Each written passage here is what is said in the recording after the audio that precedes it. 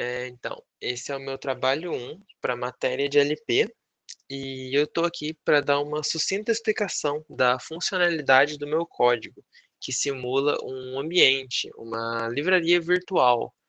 E ela possui várias opções, e eu estou aqui para mostrar o básico de como ela funciona e a estrutura dela.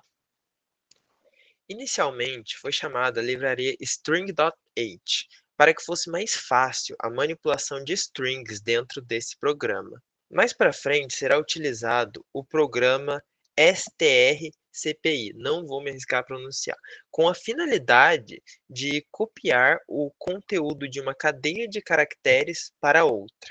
Falarei mais detalhadamente ao chegarmos nesse ponto. Após isso, entre as linhas 4 e 8, são definidas as primeiras variáveis do código. O uso do struct aqui serve para agrupar esse conjunto de variáveis como um todo, sendo esse o método mais simples e eficiente encontrado para representar esses conceitos mais complexos. Ele facilitou e muito o acesso à manipulação desses dados de forma coerente e concisa. Nesse trecho também são declarados valores ints e floats. Para a categoria, foi optado pelo char.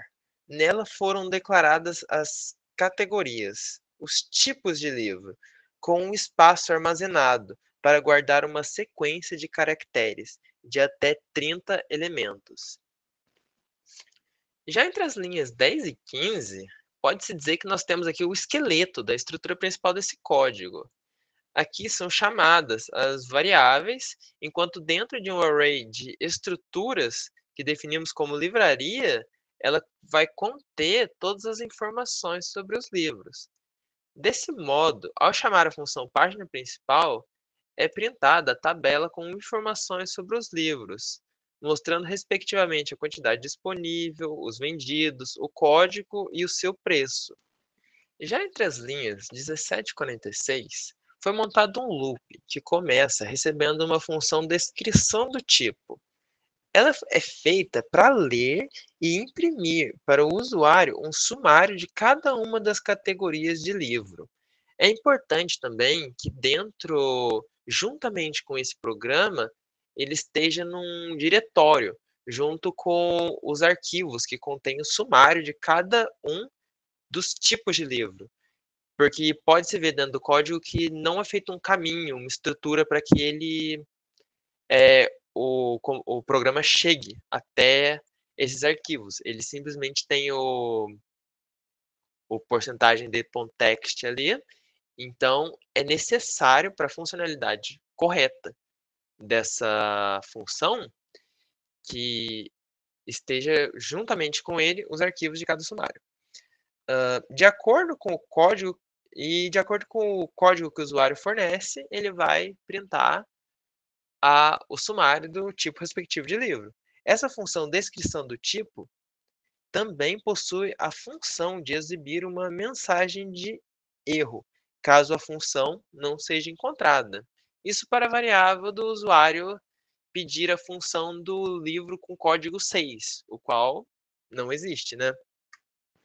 Agora, nas linhas 52 a 86, encontra-se a função carrinho, a qual permite ao usuário adicionar livros coerentemente com o que ele deseja comprar, solicitando essa função vai solicitar a ele o código do livro desejado e a quantidade desejada.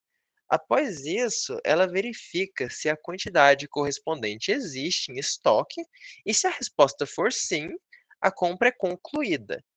Já caso o usuário insira um valor maior do que o que a loja tem presente no estoque, o software é programado para imprimir uma mensagem de erro adequada ao que acontece.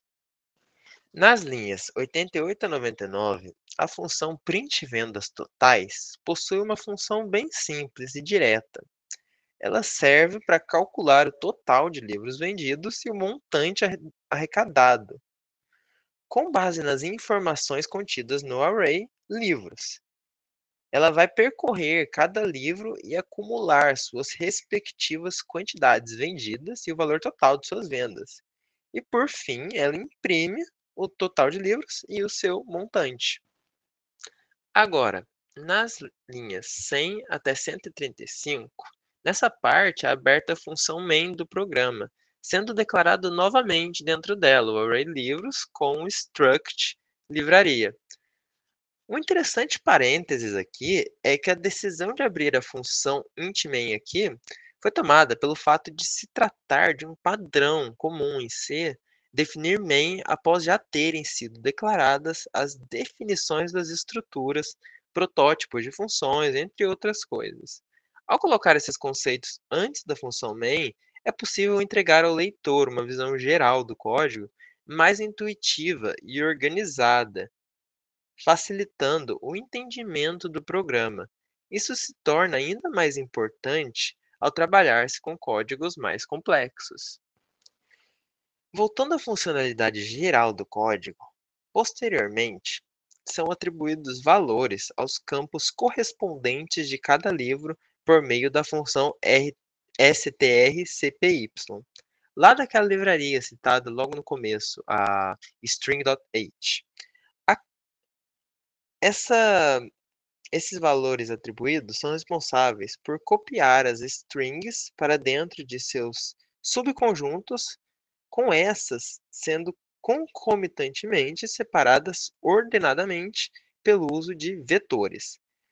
Também vale explicitar que a variável int_num livros é definida como 5 para representar as 5 categorias de livro existentes na livraria.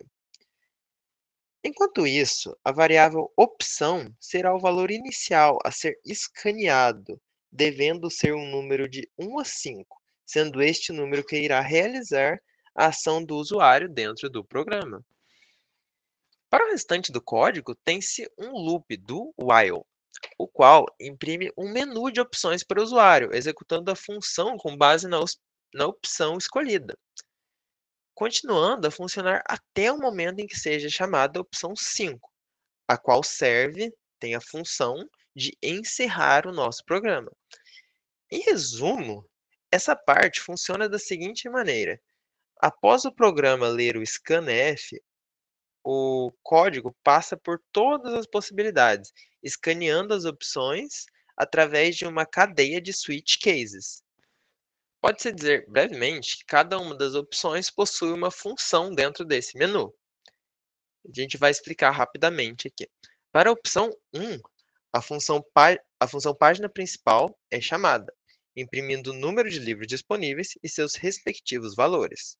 Já para a opção 2, o programa invoca a função descrição do tipo. Enquanto os arquivos correspondentes encontram-se no mesmo diretório, o sumário de cada tipo de livro será exibido ao usuário. Já para a função 3, o programa convoca o carrinho e permite que o usuário realize suas compras. Em caso do usuário escolher a opção 4, a função print vendas totais exibe o número total de livros vendidos e o montante em caixa, respectivamente. Já a opção 5 é responsável por encerrar o programa. E também temos o caso do usuário inserir uma opção inválida. Aí, o programa acaba imprimindo uma mensagem de erro, adequada ao contexto em que o erro foi feito. Vale a pena citar também que eu fiz questão de fazer que minha livraria fosse o mais educada possível. Então, em casos de erro, ela vai estar sempre colocando para o usuário desculpe, tente novamente, sempre tentando ser paciente com as possibilidades de erro do usuário. E para os casos de acerto, de compra, sempre agradecendo. Então, a educação do programa também foi muito valorizada na nossa na funcionalidade da nossa livraria. E esse foi o meu trabalho 1 da atividade LP. Obrigado pela atenção e até mais.